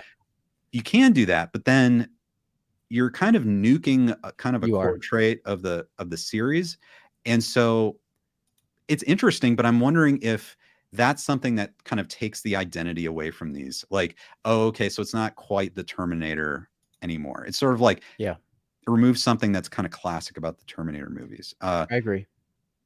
I mean, I think it worked in the context of the movie, but I'm wondering if like people maybe were less interested in seeing follow-ups to this. Yeah. I don't know. It's interesting because like I'm thinking about this and why does and I'm thinking back to the topic that we just talked about where it's like you have Star Wars and you're changing who Luke Skywalker is, and that's so deeply offensive to people. And you get like John Connor and you're kind of changing who he is, and some people are upset, some people don't care.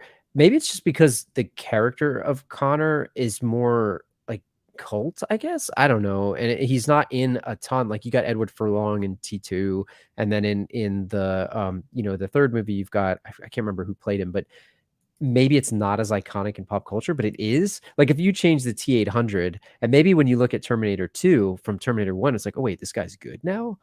That's Right. kind of weird. Right. But there wasn't such an established lore and history outside of like Terminator 1 is a really good movie. Terminator 2 is one of the few sequels that's better than the original, like hands down. And people love that, but there's just not as much like energy put into it, I guess, in a weird way. I don't know. Maybe that doesn't make any sense. I don't know why it feels different to me. It's like a weird thing. Another thing I'll point out too about these sequels, and we'll see that as we keep on going. The T800, right?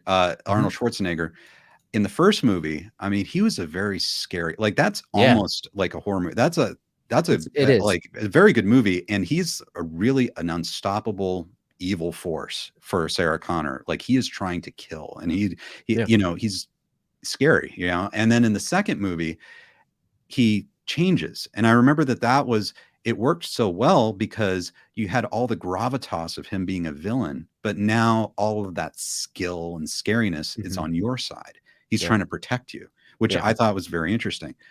With all the sequels after that, they kept Arnold Schwarzenegger being the good guy, kind of like the Right. cuddly Terminator. And I'm wondering if that kind of hurt things because the character kind of maybe lost that edge and gravitas in a way. Yeah. We didn't see that scary side of him anymore.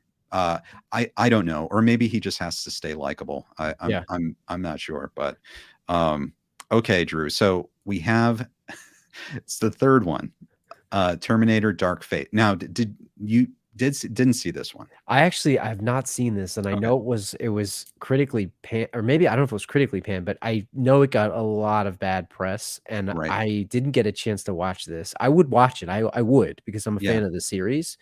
But have you seen this? I have seen it. There are some good action scenes in it. I like that they brought back Linda Hamilton. I didn't quite like it personally, so I can understand why fans might not like it. Again, he's kind of a cuddly Terminator. It's great that Linda Hamilton's back. I don't know if all the new characters are that. To be honest, I'm having trouble remembering it. Like I saw when it came out and stuff. That's how good it was. That's how right. But I remember thinking like, I remember thinking, maybe the first two, or maybe the third one, that was it. Like maybe they've just wrung this concept out of the Terminator. I don't know.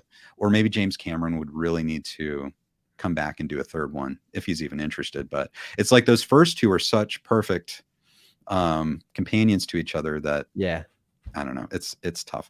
So I think it's fair to say, even objectively, looking at what everyone says, that the Terminator movies as a legacy sequel series are not as good as Cobra Kai. I don't think so. It does too much, and I feel, in the words of my best friend and co-host here, Bad Way, it's doing too much. It's trying to do too much. Exactly. Kate Maloney says absolutely nothing can take away from the first three Terminator movies, and like Star Wars, the Terminator sequels contribute nothing to the legacy. Yeah, but it takes away all the originality. Interesting. I agree with that. Amber responds, the storyline is a complete mess. They should have stopped after Terminator 3. It's what you were saying, Drew. It's like so many like kind of reboots and corrections, and it's kind of like the Terminator movies is a very simple concept in a way. Very streamlined, and they really made it very complicated, I think, with these legacy sequels. For little to no benefit. Like, why? And it's, it's not like, if you ever like think about time travel, can be complex or it can be simple, like Back to the Future. It's not like this movie is like trying to be Primer. If you've ever seen that movie, it's like it's so complicated. At a certain point, it's like, what am I even watching? Which one is this? What continuity is it? Like, there's no payoff for the audience. So, whereas Right. Cobra Kai, it's like they're continuing a beloved storyline and these characters, and like I said before, right, like they're giving you more about who they were and what they're going to be, and that's interesting, and that keeps people drawn in, versus this where it's like, okay, what are they doing now? Which Right. version of Sarah Connor is this? Right. It would be very interesting, and people in the comments weigh in on this. Think of what could they have done with the Cobra Kai series, similar to what was done with the Star Wars sequels and the Terminator sequels, where they could have messed it up. Like, how could they have messed up Cobra Kai so that everyone would be kind of indifferent towards it? That'd be interesting. Like, I don't know. I'm interested to hear what you guys would say about that, because it'd be easy to do. I think in a lot of hands, Cobra Kai would not have been as good as it is. So I'm interested to see, like, how could they have screwed up Cobra Kai? Yeah. Let us know. Let us know. Okay, Drew, I'm getting to a series that I think you and I love quite a bit. Yes. Okay, so the Ghostbusters series. So we had, obviously, famously, 2 Ghostbusters movies. The first one, a bona fide classic. The second one, I guess, in general, people didn't like as much. Critics didn't, but you and I love it. Love Ghostbusters too. Right. Love it. Right. And so before we get into that, but I think, could we understand why people don't like Ghostbusters too? Sometimes I have a hard time understanding, but I think I could kind of understand. Yeah, it's okay. I mean, I get, like, it was sort of the same story beats, but maybe it was a little bit too kiddie at the time, even though I would disagree with that. But I think, Right. It's, they brought them back for the same kind of story beats or something. Maybe that's what maybe bothered people, but I still love that one. It's got a soft spot I've got a soft spot for it. Right. Okay. And so we have those 2. They were the only 2 for a long time. And then finally we get, in 2016, this is, I don't know if it's really a legacy sequel, because it's almost like in its own universe. The Ghostbusters Answer the Call. And this is with very talented comedic actors. But this was very famously divisive. Yeah. For a lot of reasons. There are people online who say that, they were objected to the fact that all of the Ghostbusters were women. And, obviously I don't agree with that at all. Like, I think that's totally fine to have all women as Ghostbusters. But aside from that, putting those kind of like vocal minority people aside, like, why don't you think this worked? Because we know it was divisive. Answer the Call was divisive. Like, why don't you think it worked? I think, certain things, and there's a couple points I'll make on this. The first is, this movie marketed itself really weird. Like, it was sort of marketing itself as like, oh, well, the original people are in this movie. It wasn't clear that it was a reboot versus sort of a sequel, and it was just weirdly marketed. And then it had some of the controversy around it, where there was people, there was a vocal minority of people that were, bombing this thing for whatever reason. I'll be on the record of saying, like, I'm a fan of all of the actresses in this movie and the actors. Like, I think Hemsworth is a good actor. I think all of the leads in this are really funny. And I think Paul Feig is a good director. So I don't know what the heck happened with this thing. Right. But I think, that's one. The marketing was sort of weird. And then the second thing is, like, again, there's so much time in between, like, and there's certain things that just don't need a reboot. Like, if you're going to continue the story, I think that would have been a better way to do it, as we found with Afterlife, which we can talk about in a minute. But Sure. I think this movie just didn't need to be rebooted. It was so iconic of a franchise that you just, I don't know. I don't think they needed to do it. I mean, that's the two biggest things, I think: the marketing and the fact that it just didn't need to be rebooted. I don't know what you think. Yeah, it was interesting. I really I love the actresses in this. They're so talented. Like, I look up to them, as being a comedic performer myself. I really look up to them and their skill. Yeah. And there are a lot of things I liked. Like I liked how they kept the look of the ghosts. You know, they looked like Ghostbuster type ghosts, and they had lots of interesting ideas. Yeah, to me, I think that's an interesting discussion about, you're not keeping the same characters necessarily, but if you're going to reboot it, what other qualities are essential to Ghostbusters? Like, what do people want out of Ghostbusters? And so I'm going to get your thoughts on that in a second. I want to say thank you, Kate, for the super chat. Kate Maloney, thank you so much. $20. She says, I forgot to tell you that I'm such a huge Karate Kid fan that my daughter's Pomchi is named Mr. Miyagi, and my Malinois, I'm sorry, I is named Yukie. I'm so bad with breeds.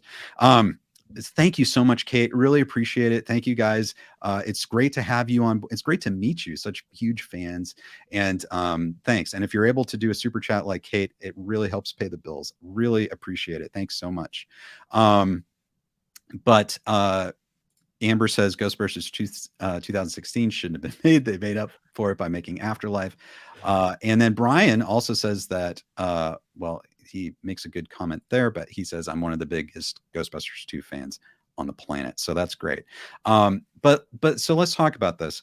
It's a unique concept, this idea of rebooting a classic franchise with completely new characters.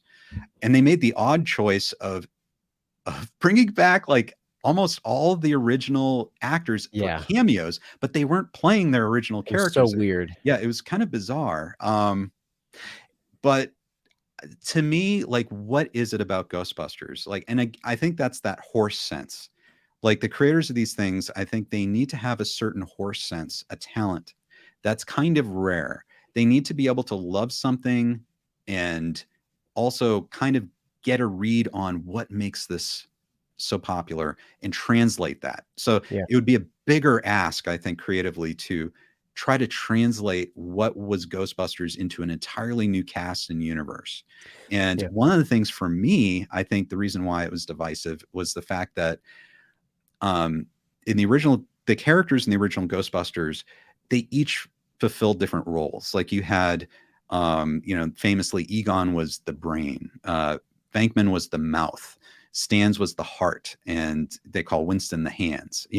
They fulfilled all these different roles that kind of really complemented each other. You had like a really brainy guy that was like too brainy, but he had these other characters that would pull him back, where Ray is like, he's smart, but he's like, we got to do this. And he's so excited. And Venkman's kind of like a cynical, I guess you could call him in a way, a game show host, con man type, but but he's funny because he doesn't quite believe it. He's kind of a cynic. He's kind of like the Han Solo of the group. And then you have Winston, who is someone we can all relate to. He's like the outsider that's kind of walking into this, and how would we all react to these other characters? And I think it's that core that makes it so interesting. You want to go with these characters into this wacky realm of satire of the paranormal. And I think you want that interplay of trying to assess these dilemmas. Like, what do you do when you see a ghost? And that's so interesting to watch how these different people would react, and you like them.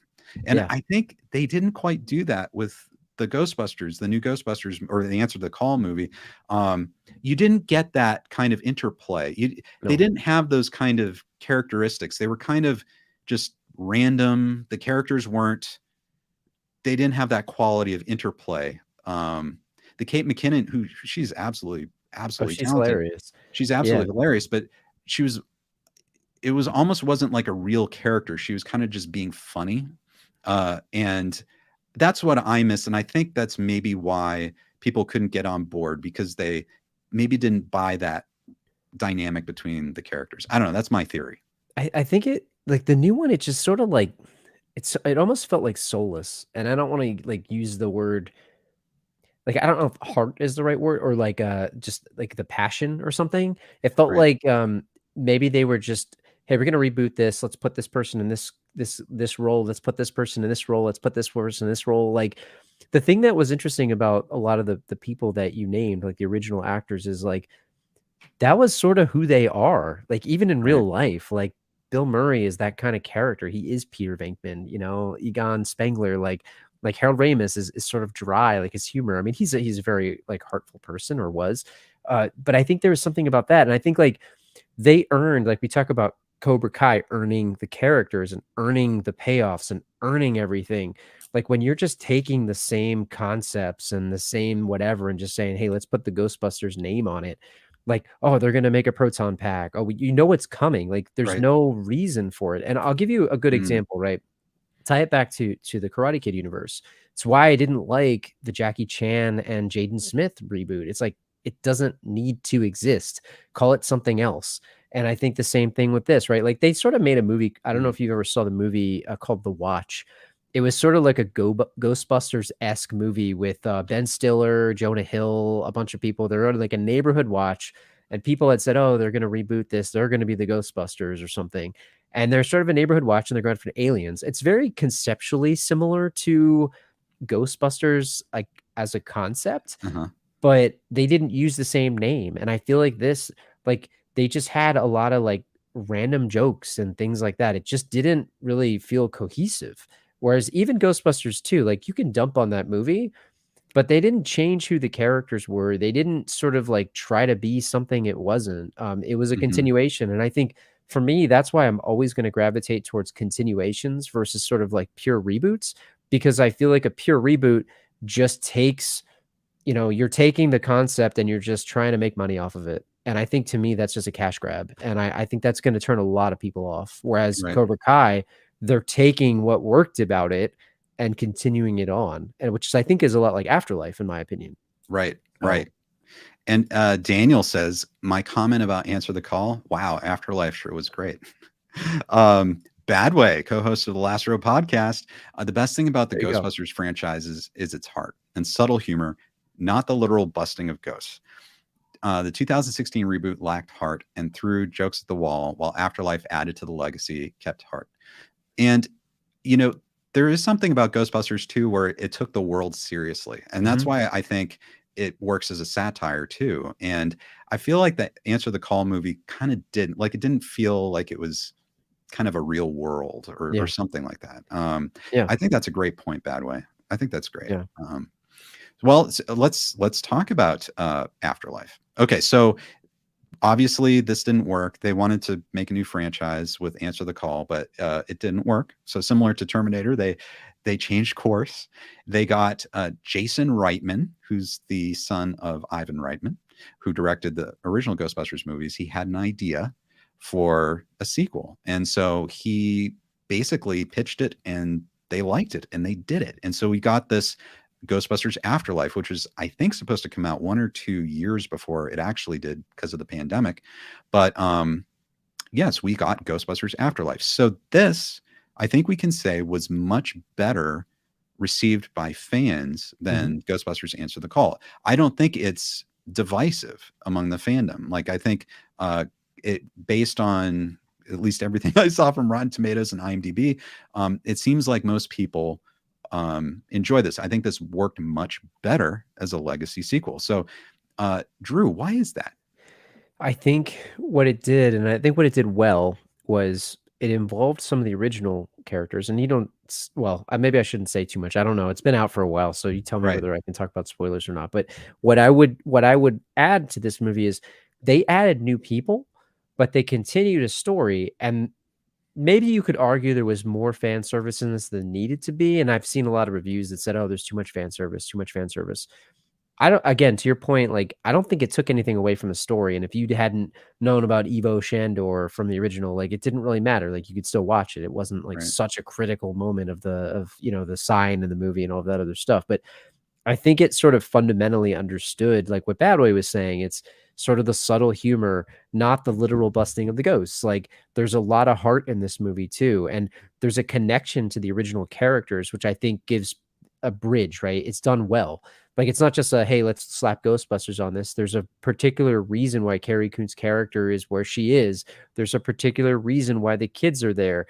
There's a connection into maybe the old what happened in New York back in the day, right? Mhm. There's mentions of old things, and yes, certainly some connections to those things, but it's done with the broader story in mind. And Is it a perfect movie? Absolutely not. But you also have the direct connection because Ivan Reitman's son understands this. He was on the sets of the original movies. He understood what they were doing. He understood what they were making. He knew who these people were fundamentally. And I think there's a lot to be said for that. And like I said, it's not a perfect movie, but I think it makes a really nice bridge between the old films and the new ones. And I think this is a good way to set up a new trilogy if you want to, because you're sort of giving the old fans something and you're giving the new fans something. And I think similar to Cobra Kai, right? Like, so talk about the Cobra Kai piece, right? You've got the kids, right? You've got Daniel's, children. You've got Johnny's kids. You've got that next generation there, but you also have the old ones and the original cast. So, you asked earlier, what could Cobra Kai have done that would have been bad? If Right. they purely focused on only the kids and Johnny and Daniel were sort of backdrop, that would have been a bad move, I think. Right. Or if they purely focused on one aspect of this, like this does a nice blend, I think, and it does a nice little bridge similar to what I think Cobra Kai has done, and it gives something for everybody, so to speak. Right. Right. That's a really great point. And I agree with you. I think a big thing for me too is, or at least when I'm looking at all these things, when it works, it's because you are starting off this sequel based on those characters, Yeah, on those old characters. And it was really interesting, I think, how this movie did that. Because again, if you don't want to know, then close your ears or mute it for a minute or two. But we have Egon's in this movie, even though Harold Ramis passed away. It was actually kind of impressive how they did that. it was. But the movie starts with Egon, right? And what happened to him and everything. That's what makes the engine of the story start. And that, I think, is the way things need to be done. Like, and I know, and you can argue like, well, could the original Ghostbusters have, again, spoiler, they do show up at the end, but like, could they have been a bigger part or shown up sooner? I'm sure a lot of us would happily take more of the original characters too. But they started, the whole story is based on Egon and the classic characters and what we know. And so you're right. I think one way they could have screwed up Cobra Kai would be to start with the kids, and then maybe like by episode 5 or 6, they run into one of the old characters and maybe they pop up for an episode or two, and then just something like that. But in a weird way, Answer the Call, the previous movie we were talking about, does that, but only they're not even the same characters. But yeah, this movie really is grounded in the story of the first 2 Ghostbusters movies, and I think that's why fans really like it. Yeah. Brian says the film is in the future and us fans are too.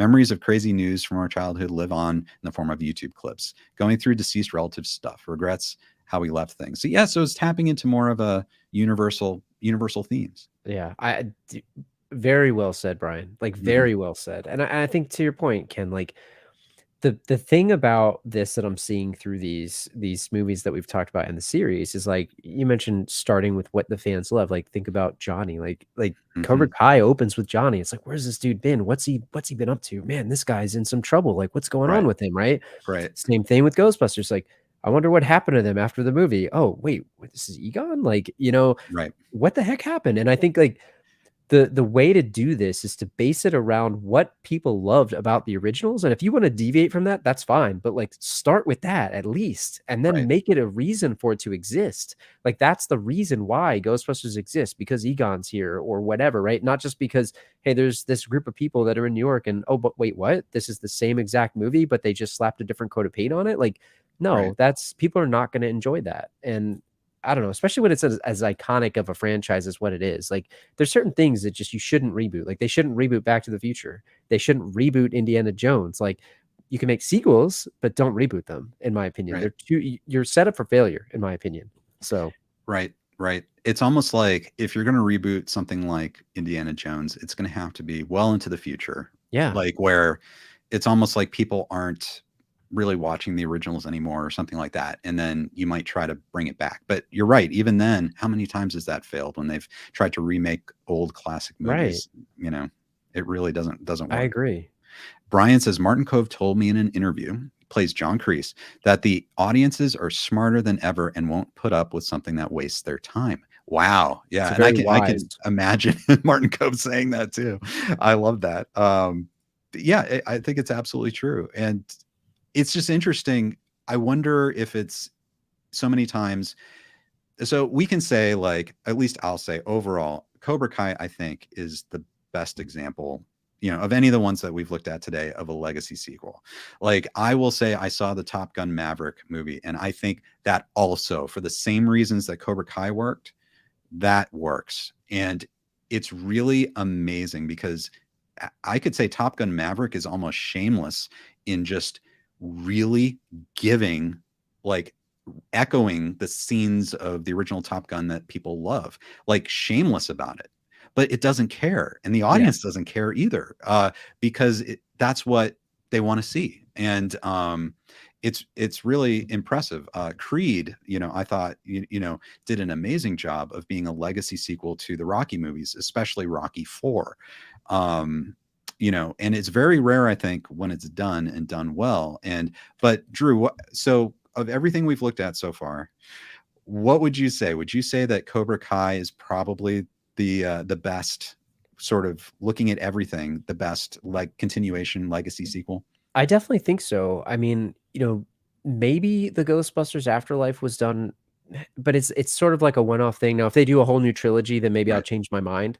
But I think where it's at right now, like Cobra Kai is hands down like one of the best, if not the best, legacy sequels or continuations of any story. I mean, I really think that it's done so well. It fundamentally understands why people love the original series and the trilogy, what people took away from it, right? Why it's so nostalgic and why people are so, just like enamored with it, right? I mean, I'm a huge fan of this stuff, and like there's nothing that I'm sitting thinking like, why did they do that? Like what made them want to do that? Like even the stuff that we mentioned with the whole like Terry Silver stuff, I'm like, I was thinking that, but then when the twist happened, I'm like, oh, okay, I get it. And there was a Right. reason for it. So Right. I feel like I've got to give, the showrunners and the creators and everyone involved with the series a huge, huge round of applause because they couldn't really be doing it much better. I really can't think of much that they could do differently that would make it better. They're really meeting every expectation I've had, and I'm excited to see where they go from here. Absolutely. And I'll echo that. Well done. Everyone is associated with Cobra Kai. Well done. It's a great, great show. A rare thing. I'm so glad it exists. And it's my favorite show on television right now. I know I'm a fan and I, do all this content, but genuinely, it's my favorite show on television. I'm excited. I watched season 4 all at once. So with just a little break in the middle, but it's really something. SN7 says how executives and studios underestimate the intelligence of the audience is like how SeaWorld underestimates the intelligence of orcas. And in fairness, and maybe this is something to add, in fairness to everyone trying to make Terminator, Ghostbusters, and Star Wars movies, I can imagine that a lot of the writers, directors, people involved in these might go in with a certain vision, but I am absolutely sure that they are going to get a lot of input and notes from the Yeah, studios. And so what we absolutely. see is probably not, say, the pure creative intent as it was originally started. Maybe with Jason Reitman, it seems like they gave him a lot of leeway, Yeah, because his father was producing that as well. But, yeah, I'm sure, Star Wars, I mean, can you imagine how many hands were in that? I'm sure that, I don't know. And even the Terminator movies, I mean, my goodness. I mean, I don't know. Look at these posters. yeah. It's almost like you could interchange them, They're a you cookie know? cutter. Put the name of the other one on the other one, and it wouldn't even matter, right? Right, right. And so we can't underestimate, like, the influence of the people backing these Yeah. movies and saying, like, no, no, no, you need to put this in. No, no, There's no, a you lot of need to. money Yeah. involved in it, and, it's interesting, maybe we could do a future KenCast on this, but I was thinking about this as you were talking about these. Something that's interesting to me is the idea of a continuation versus a reboot, and, I think about, like, when you do a reboot, you're almost set up for failure. All the things that have been successful, and I guess you could say that Star Wars is sort of a continuation, that's a little bit different, but, like, think about every time they've tried to reboot something, for the most part, like Point Break. Have you remembered that movie? Probably people forgot they even redid that. Right. was it cool? They could have called it something else, and maybe it would have been fine. Like they did a reboot of Total Recall. Like why? With Right. Colin Farrell. Right. Why? But like those are almost set up for failure. Again, Ghostbusters, and I'm not saying like Total Recall is the most iconic movie ever, but it's a pretty iconic movie. Point Break, like it's very, very, very popular, and maybe putting the name on it maybe guarantees some modicum of like, okay, somebody will come see this. But I think maybe there's another show that we could do sometime that talks about reboots versus continuations. I or love that. something. Yeah, I love that because you're right. The Karate Kid had a reboot as you Yeah. were talking, and did it need to happen? No, I Probably mean, not. probably not. I can understand maybe why they wanted to do it, but yeah, it just I don't know. I agree. It's like it didn't need to exist. It was obviously you could tell very professionally done, but it just there's almost nothing to it that you need to watch and rewatch. Yeah. I don't know. Kate Maloney says, I think Tom Cruise watched the success of Cobra Kai and used what worked to make Maverick. I felt elements of Cobra Kai in some scenes. I mean, I agree with you. It's very possible. And I think that's what a smart producer would do, would say, what have other continuations done that have worked and worked really well, and how can we do that? And I give Tom Cruise a lot of credit as a producer. He's produced so many blockbusters over the years. I think he understands what works, and he does. And I was so impressed with Top Gun Maverick, and I know Tony Scott's not around anymore. He directed the original Top Gun, and he's unfortunately had passed away. But really, the director, I think the director of Top Gun Maverick is the same director as Tron Legacy, which he's very good. Like, I think he has that horse sense. It was amazing to me. And I'll just say this, guys, and Drew, I know Tron is very important to you. And I want to hear about that. He has a sense, that horse sense, that talent of getting into the core of what made that movie, that property great, what made it appealing. Because Tron itself, like, it's kind of, in a way, it's kind of a cult movie. Like it's very specific, I think, in its subject, and it has a very unique vibe. Like it is a movie that has one of the most unique vibes of any movie I've ever seen. It does. And for whatever reason, it's got to be his talent. In Tron Legacy, it was amazing at how he captured that vibe. And that would have been that's a hard thing to do. Like, and so Drew, I know this Tron's important to you, so I'll let you continue talking about Tron. Oh yeah. Well, I mean, I could talk about Tron for a long time, but I'll try to keep it brief. But I love the original, man. I remember my dad rented it for me on like VHS, and I forgot when it came out. It was like 82 or something. I don't remember the exact year. I'll probably be wrong on that. But it was such a cool looking movie that it had the arcade aspect to it and all of that. And then there was arcade games, but it's part of what made me get interested in like working in technology and computers. So like that's part of my day job. But like I really liked that, and it really got me into it. And then when Legacy was coming out, and I love just all the actors in the first one. It's such a unique, cool movie. Like they're inside of the, the computer. Not to quote Hansel from Derek Zoolander. They're in the computer, but they are. And the cool thing about Legacy was, like you said, it had the vibe, and it gave it, I don't know, it recaptured the feel of the original, and there was something really cool about it. I know the movie didn't do well, and for whatever reason, and Disney sort of scrapped that, but I thought for sure they'd be making more of the Tron films, and I know fans want it. Like I think for the most part, the fans enjoyed it, but it's such a cool looking movie. Daft Punk the soundtrack by Daft Punk is one of the coolest soundtracks ever. It has such a cool feel to it, right? That I would absolutely love another film. But we'll have to do a podcast on Tron one day. Oh yeah, absolutely. Because you guys haven't done that on Last Row, have you? No. Oh wow. Yeah, that's interesting. In fact, I don't know if Badway will have to write in here if he's ever seen. I don't know that he's ever seen that one. Okay, that sounds good. That sounds like a good subject for a podcast. Tron. Marianella says, am I the only one who liked Ghostbusters female version? I didn't understand the cameos, but I really enjoyed the movie. No, definitely other people liked it, including my wife Amber. She really enjoyed it. And so there's a lot of talent in that movie, and I think what we're talking about is mainly how things are received overall, and then also by existing fans. Like, did it work for the fan base? And so I think there's a lot that people really like in that movie, but as a Ghostbusters movie, it for whatever reason overall, I think it didn't seem to click. Is that Yeah. fair, Drew? I think it's fair. And like, look, is it a bad movie? No, I don't think it's bad. I have no desire to watch it again. And I'll watch the originals just because I like them. But I Right. think if you're not a fan of the originals, and I'm not saying Marianella is or isn't, but maybe someone who came in that's never seen the originals doesn't have as much of a history with it, they could probably enjoy it more than maybe people who are tied to the originals so much. It's not a bad movie. It's just, to me, it's sort of like a popcorn flick, and it's kind of there and it's gone. So, Right. Right. Badway did reply. He said he's never seen it. Would do an Oidsep. oh, you got Pod Ep. There he goes. He just Got corrected it, got it. himself. Okay, there we go. Pod up. Yes, yes. Yeah, that would be interesting. I'd love to hear what Badway would say about Yeah. Tron. So, well, Drew, okay, so we've covered quite a bit. Thank you everyone who's watched today. Thanks for the super chats. Thanks for everyone who's been, giving us their thoughts in the chat. If you're watching this on replay, go ahead and throw your chats in the comments, or your comments in the comments down below, and let us know what you think about all these movies and why you think they work and don't work.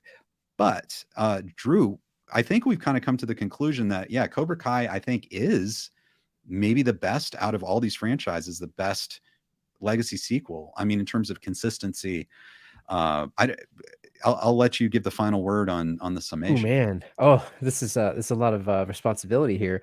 I think what you said, and we've said it throughout the show, the writers and the creators fundamentally are fans of the series and fans of the source material, and they've done such a nice job of bridging and creating a continuation of what worked about the originals, but also adding a new take and maybe their spin on it as fans. They've given us what we loved about the old characters, but they've also given us some nuance and some additional information about some of these people that we've been wondering. Terry Silver being, one of the most obvious, but I think they understand what people want. They're giving them something new, but they're not playing it too safely either. And I think they're doing a great job. And I just got to give them a shout out and a big thank you as a fan of Karate Kid series and the movies. Thank you for creating this, and thanks for continuing to make just an awesome TV series. And I hope it's on for a lot more seasons. I know, and I echo that completely. John, Josh, and Hayden, you guys are geniuses. Thank you, and enjoy all of this. It's wonderful. And I also agree, if they've got stories to tell, I'd love it to keep going. No need to cancel it or end it before there are more stories to tell. I can't wait to see what other characters are coming back to. So I know a lot of you guys are huge fans of Cobra Kai. So thanks for watching. Badway says, great work, Drew, again. Thank you, Badway. And we're gonna have to have you back on KenCast. Yes. Badway. We're gonna have to talk about something. Thanks, Daniel. Thank you guys so much. Brian, I believe that they outdid Afterlife.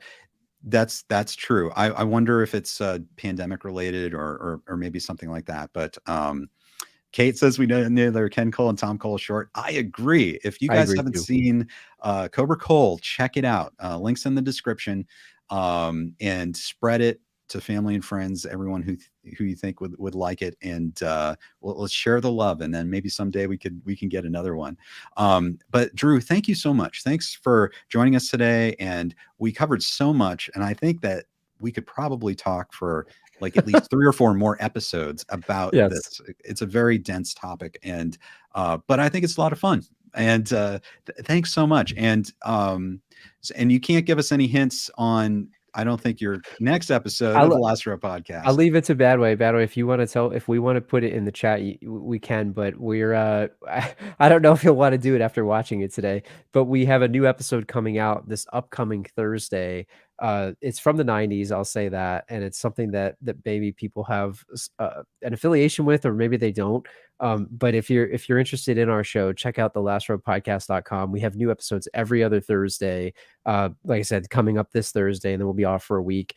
We tend to do a lot of the 80s and 90s movies that exist out there. We've done some new ones as well, but if you ever have any requests, check us out. send us an email, thelastropodcast@gmail.com, leave a comment. We also have a YouTube page, which I think Ken linked to in the description. So we'll probably do some more YouTube stuff coming up. So definitely check us out there. And, just Ken, it's a pleasure to be on the KenCast as always. Thank you so much. They're always hinting at it there. So there's a rockin' theme song that goes along with it. So we'll leave it at that. Yes. Oh, yes. But thank you, Ken, for having me as always. It's such a pleasure to be part of here. And thanks so much to everyone in the chat. It's so great to talk to everybody. And I just had a blast every time I'm on the show. Thank you again. Thank you again, everyone. Brian says we need a Cobra Kai reboot. Oh gosh. No, it's doomed to failure if it happens. Kate, everyone here was great. I'm so glad I got the alert. Can't wait for the next chat as September looms ever closer. Absolutely, guys. If you're watching right now and you're not subscribed, go ahead and subscribe. Stuart says, great KenCast. Thanks, guys. We're going to have a lot of content coming up. It's going to probably be like what Drew said, the floodgates will open with Cobra Kai stuff. We're going to have a lot to talk about. So be sure to subscribe, hit the notification bell. And we're having hopefully at least one KenCast a week. We're having another one tomorrow with the Cobra Kai kid. And then we hope to have many more in the future. And we hope to get Drew back as soon as possible because we're going to have a lot to talk about. Thanks, Drew. And I look forward to listening to your next episode of the Last Row podcast. Thank you. Yes. And everyone check out the Last Row podcast. Links in the description. Thank you all for watching today. It's been a fun discussion, and I look forward to seeing you next week on KenCast.